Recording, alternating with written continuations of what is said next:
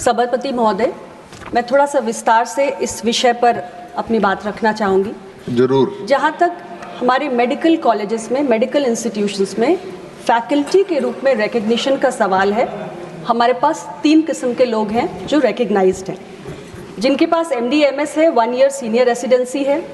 दूसरा, जो DNB qualification के साथ एक 500 बिस्तर के अस्पताल में 1 ईयर सीनियर रेसिडेंसी कर रहे हैं, या अगर 500 बेडेड से कम का अस्पताल है तो 2 ईयर की सीनियर रेसिडेंसी है।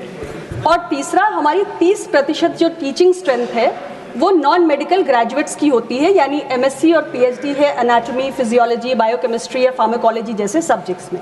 ये हमारा फैकल्टी का रिकग्निशन क्राइटेरिया है। हमारे देश में हमें अभी भी अधिक संख्या में डॉक्टर्स की आवश्यकता है, खास तौर से जो MBBS डॉक्टर्स हैं या PG स्पेशलिस्ट हैं, जिनका एक अनइवन डिस्ट्रीब्यूशन है।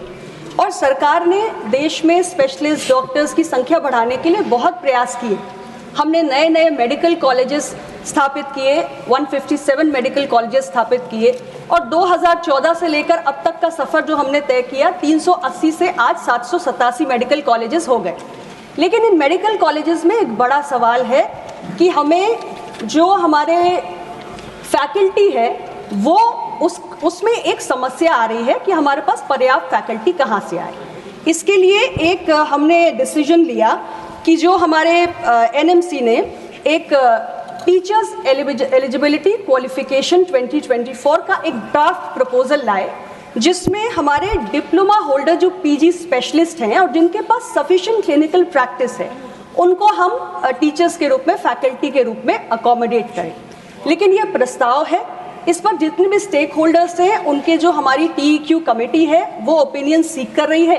अभी तक हमारे पास 2700 के करीब सुझाव आ चुके हैं, उसको स्क्रूटनाइज किया जा रहा है।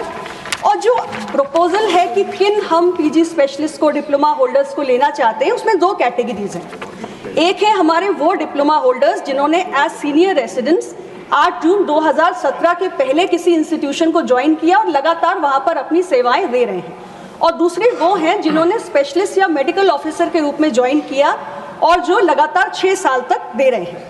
लेकिन अभी जैसा कि मैंने आपको बताया कि इस प्रपोजल पर अभी ओपिनियंस लिए जा रहे हैं, हम इस पर विस्तार पूर्वक अभी स्क्रूटनी कर रहे हैं, और हमारी कोशिश यही होगी कि इस पर सबके जो सुझाव आएंगे उसके आधार पर NMC कोई निर्णय लेगा।